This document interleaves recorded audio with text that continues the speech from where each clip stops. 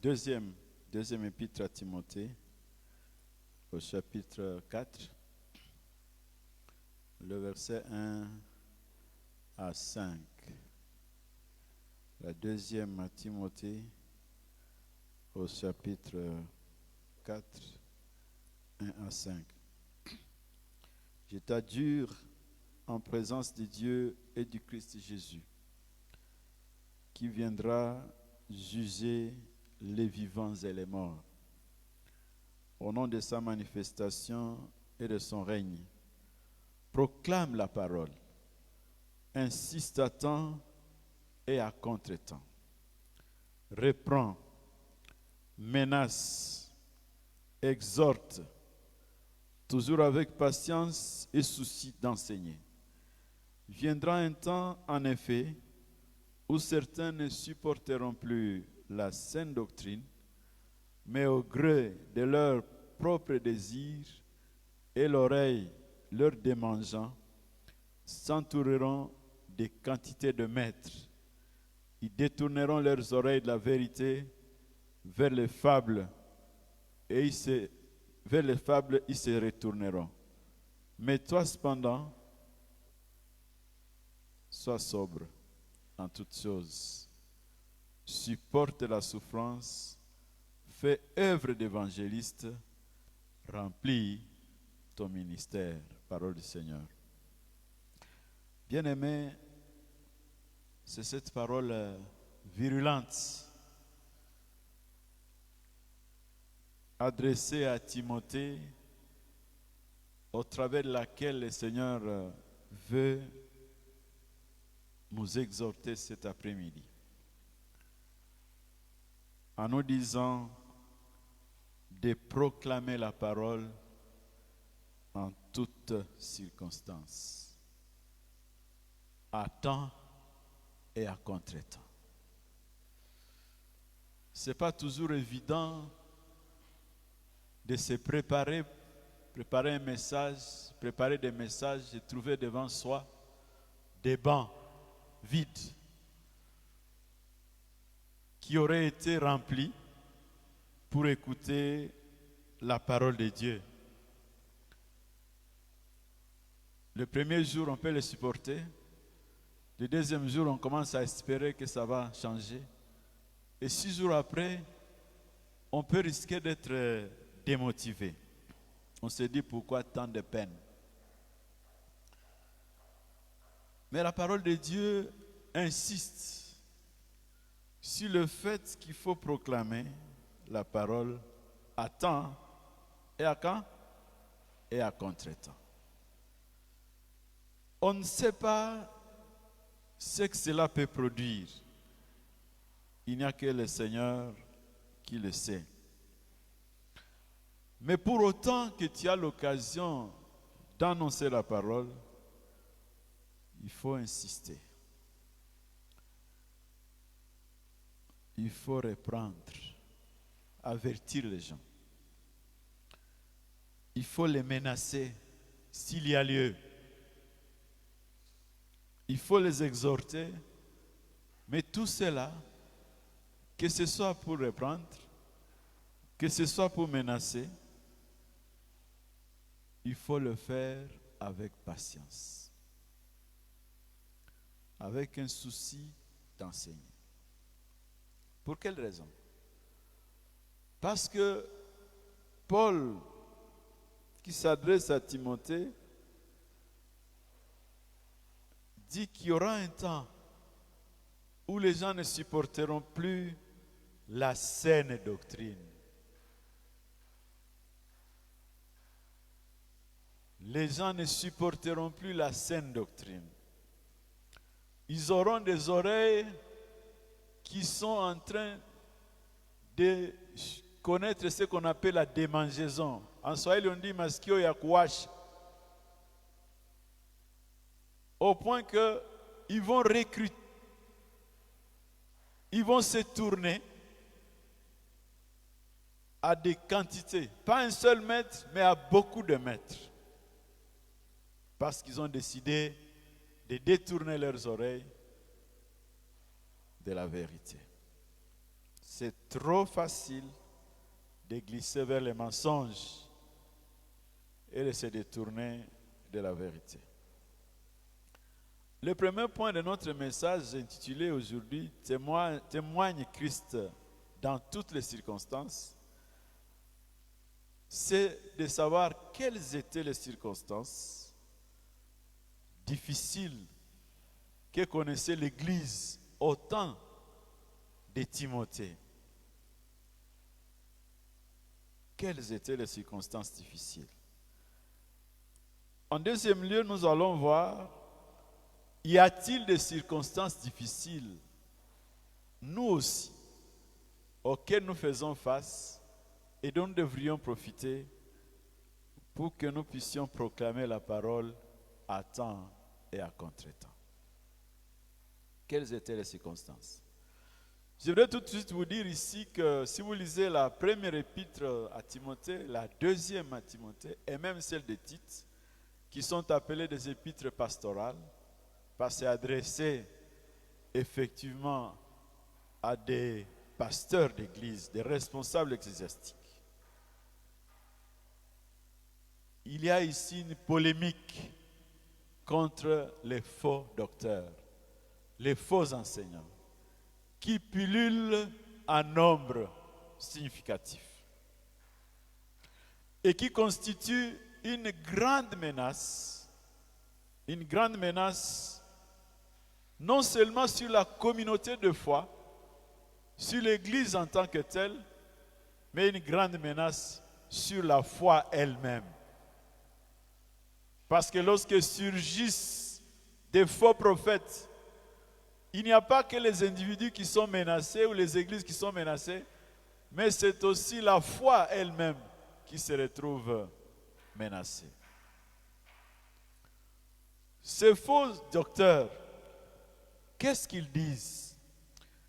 Si vous lisez dans 2 Timothée, au chapitre 2 et le verset 18,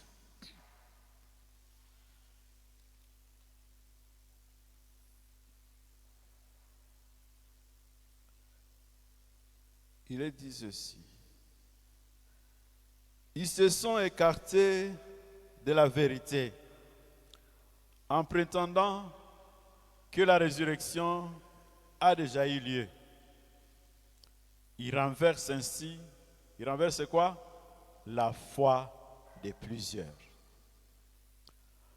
Par la prétention selon laquelle la résurrection a déjà eu lieu,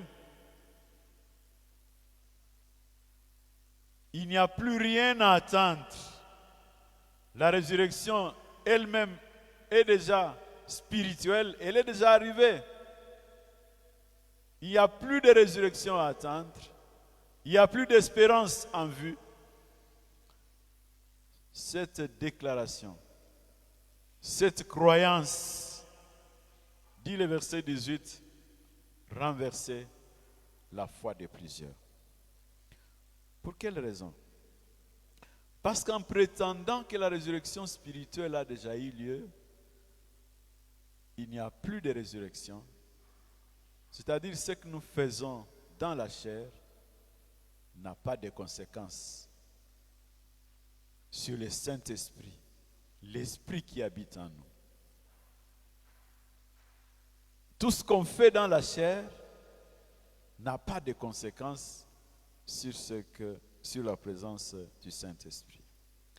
Et ça, c'est à la fois un dérapage doctrinal, mais fondamentalement un dérapage au niveau du comportement.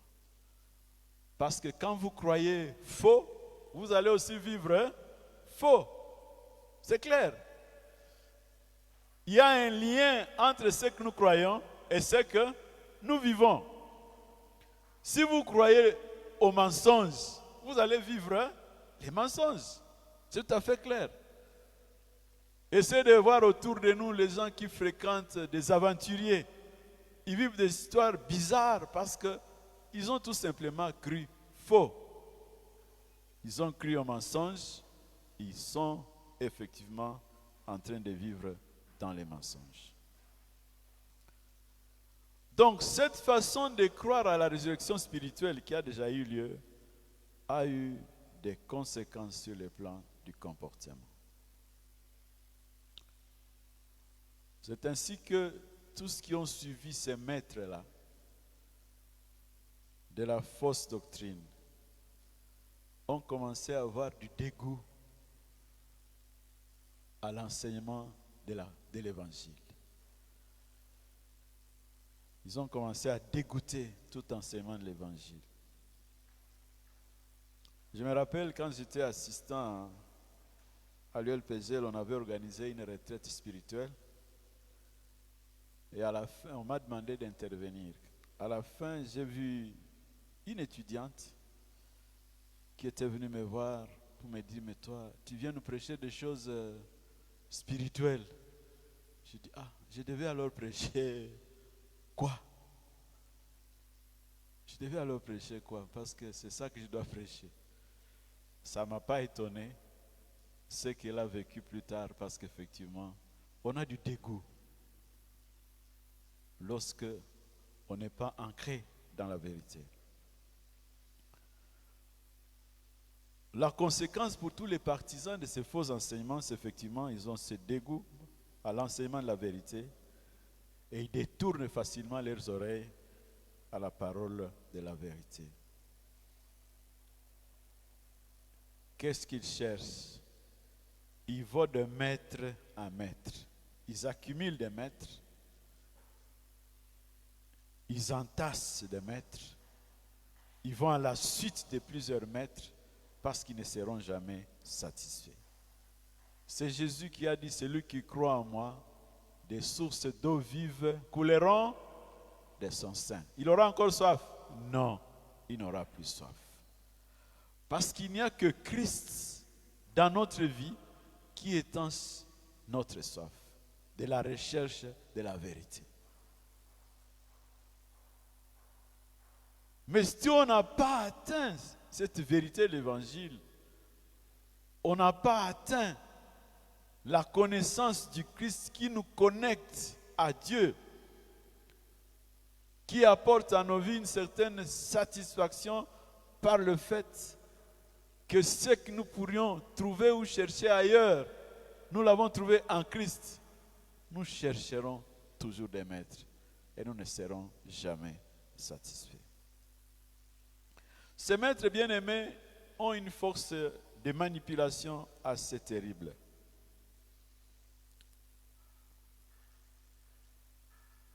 Ils ont une force de manipulation assez terrible et scandaleuse. Hier soir, j'ai parlé avec un jeune homme qui me racontait comment il a été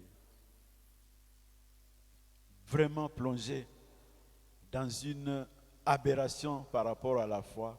Il était perdu sans s'en rendre compte. Je l'ai trouvé chez moi, en train de m'attendre. On parlait d'autres choses de la famille, mais on a abordé cette question. Alors il m'a dit que ceux qui les maintiennent dans ce genre de regroupement spirituel, des sectes, c'est le sentiment de paternalisme que leur maître cultive. Il a dit, nous on ne les appelle pas pasteurs, comme nous on nous appelle pasteurs, nous les appelons papa. Et quand on l'appelle papa, ça signifie qu'il est père et moi je suis fils, ou alors je suis fille. Alors il a dit, ils construisent ce paternalisme sur certains versets qu'ils interprètent mal. Ils disent, quand on dit Dieu d'Abraham, Dieu d'Isaac, Dieu de Jacob, ça signifie que Dieu était Dieu d'Abraham, n'est-ce pas? Ce même Dieu est devenu Dieu d'Isaac. Ce même Dieu est devenu Dieu de Jacob. Mais quand on continue, on constate qu'il y a un Dieu de Moïse. Mais on ne parle pas de Dieu de Josué. Parce qu'on ne parle pas de Dieu de Josué, ça signifie que Dieu était Dieu de Moïse et Josué n'est que le fils de qui? Le fils de Josué. Ils vont plus loin dans le Nouveau Testament, ils disent, on appelle Paul, le Seigneur l'a appelé. Moi, Paul, serviteur de Dieu, appelé apôtre. Mais le même Paul appelle Timothée mon fils. Est-ce que Timothée va dire, est-ce qu'on a dit quelque part Dieu de Timothée? Non. De la même manière qu'on ne dit pas Dieu de Timothée. Donc, quand moi je suis ton père spirituel, toi tu n'es que mon fils. Et voici la conséquence. Pour eux, le fils n'a pas de Dieu. Il n'y a que le Père qui a Dieu. Non seulement ça, le Fils n'a pas de Dieu, mais il n'a pas non plus Dieu. Hana Mungu na hana macho. Parce que quand on dit n'a pas de Dieu, c'est Dieu. Mais quand on dit n'a pas Dieu, ni macho. Il n'a ni Dieu, ni les yeux. C'est-à-dire, qui voit à sa place? C'est le Père. Et tout ça, ils ont emmagasiné en se disant, en tout cas, nous, on n'a pas, si hatuna macho, na hatuna Mungu. De manière que lorsqu'il se dit, cette nuit, le Seigneur m'a dit, voici le message que Dieu m'a envoyé. Tu vas dire quoi? C'est Alléluia, non? Et Amen. Voilà comment les gens sont perdus. Parce que, habana macho, na habana Mungu. Il ne peut pas se prévaloir qu'eux aussi ont Dieu. Il est allé très loin. Il m'a dit, même au niveau des offrandes, il y a un montant qu'on ne peut pas donner à l'église. Le pasteur Festo, c'est-à-dire qu'il faut fixer un tarif. Il y a un montant qu'on ne peut pas donner à l'église. Le montant minimum qu'on doit donner comme offrande, c'est 5 000 francs. Et quand tu amènes ton offrande, c'est comme si l'Esprit savait que j'allais trouver quelqu'un qui va me parler de ça hier. Tu prends ton offrande et tu l'amènes comme ça.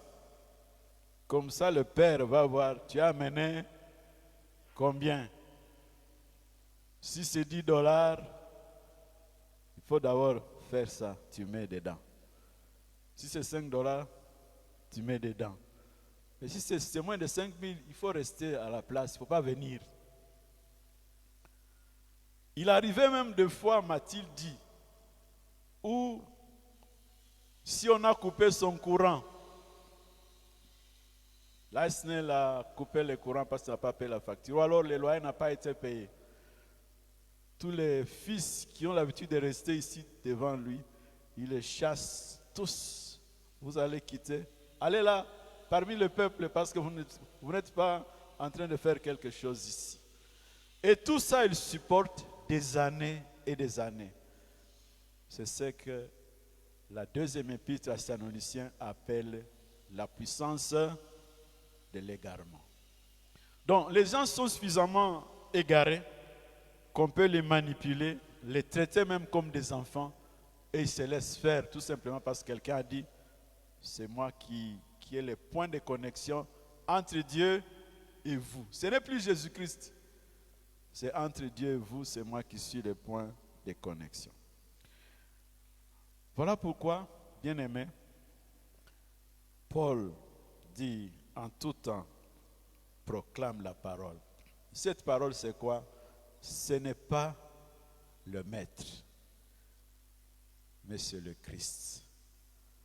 Le seul qui est mort à la croix pour les péchés de l'humanité tout entière. C'est lui que nous sommes appelés à honorer, à glorifier, à proclamer sa mort et sa résurrection, parce qu'il n'y a que lui qui a le pouvoir de sauver. Malheureusement, les maîtres se proclament eux-mêmes.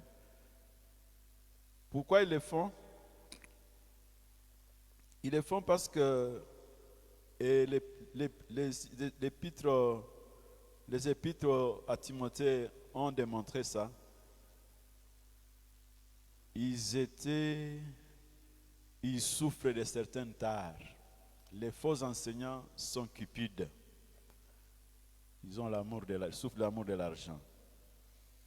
Les faux enseignants ont des intentions pour tromper, pour duper, pour manipuler les gens.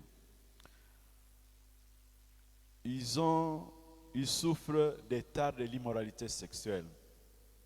Et ils ont beaucoup de succès auprès des femmes. Ça, c'est dit dans les épîtres à Timothée. Alors, pour ce qui nous concerne aujourd'hui, quelles sont les circonstances dans lesquelles nous sommes appelés à annoncer la parole à temps et à contre-temps? Nous en avons plusieurs. Je commence par les familles chrétiennes. Les enfants qui sont nés, qui sont élevés dans des familles où on parle de Dieu, où on prie, même si c'est de temps en temps. Les enfants qu'on amène à l'école de dimanche, qu'on envoie à la chorale tout étant encore enfant, ça, c'est un terrain fertile pour l'évangile. Alléluia. C'est un terrain fertile pour l'évangile. Parce que ces enfants-là, on les dit souvent, évoluent dans un environnement de grâce. Ils sont différents des enfants où on fabrique les kindingi. Ils sont différents des enfants où on filme du chanvre. Ils ne sont pas dans un environnement de grâce. Ils sont différents des enfants qui se retrouvent dans une maison où la prostitution se vend à tout bout de champ. Ces enfants-là qui sont nés dans un environnement où on peut prier, on lit la parole de Dieu, on peut même les envoyer à l'église, ça c'est un terrain fertile. Même si de temps en temps les gens disent qu'ils sont difficiles, non, ils sont exposés.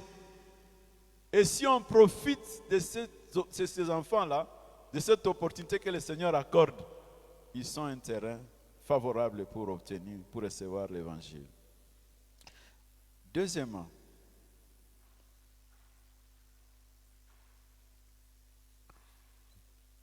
au moment des souffrances et des épreuves, ce sont des moments importants, des opportunités favorables pour proclamer la parole.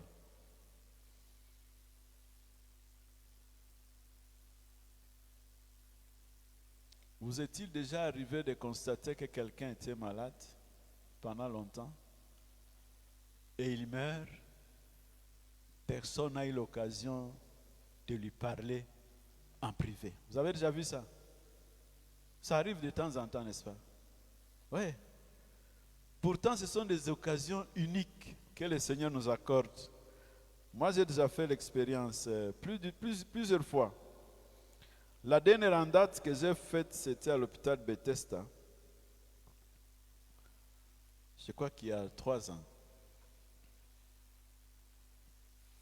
Je suis arrivé à l'hôpital avec un collègue pasteur.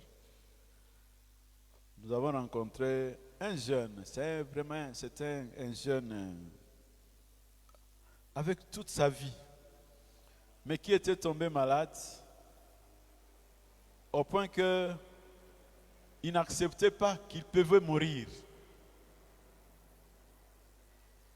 Il souffrait d'un cancer qui avait rongé vraiment son corps.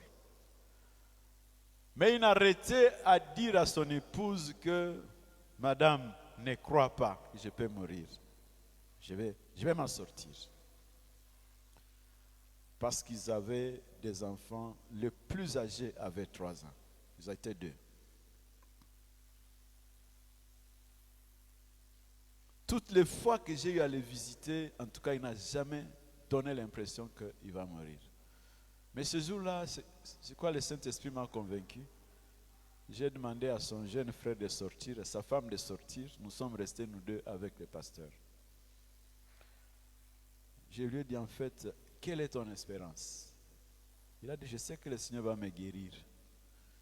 Je lui ai dit oui. Je lui ai dit oui, il va te guérir, mais il y a deux sortes de guérisons. La guérison spirituelle et la guérison physique. Le Seigneur peut ne pas te guérir physiquement, mais il va te guérir spirituellement. Il dit, pourquoi? Vous pensez que je vais mourir? J'ai dit oui, ça peut arriver que tu meurs. Mais es-tu prêt à rencontrer ton Seigneur? Cette parole l'a touché. Et il a commencé à parler. Nous avons passé du temps avec lui. Après une heure, nous sommes sortis. On a prié puis nous sommes sortis. Quand nous sommes sortis, son frère est entré. Alors quand nous voulions sortir, son frère est entré. Bon, et puis nous sommes sortis avec son frère, qui est resté quelque temps, et puis avant de nous rejoindre dehors, il lui a dit, on dirait que ces pasteurs, Dieu les a envoyés pour me dire que je vais mourir. Le lendemain, il est entré dans le coma. Et le surlendemain, il est mort. Il ne faut pas aller à l'hôpital seulement pour distribuer la prière. Il faut profiter de l'occasion pour parler à quelqu'un. Vous ne pouvez pas savoir si c'est son dernier moment. En toute occasion, favorable ou non, faisons quoi? Proclamons la parole. Proclamons la parole. Les moments de deuil, c'est des moments les plus importants aussi pour proclamer la parole. Le moment de chômage. Moment où il y a un vide dans la vie des gens. C'est ce moment dont il faut profiter pour proclamer la parole. Il y a beaucoup de gens qui ont connu le Seigneur en prison parce qu'ils étaient prêts à l'accueillir. Il y en a qui l'ont connu pendant qu'ils étaient en chômage. Moi, je me suis converti pendant un long chômage. C'est là que le Seigneur m'a atteint.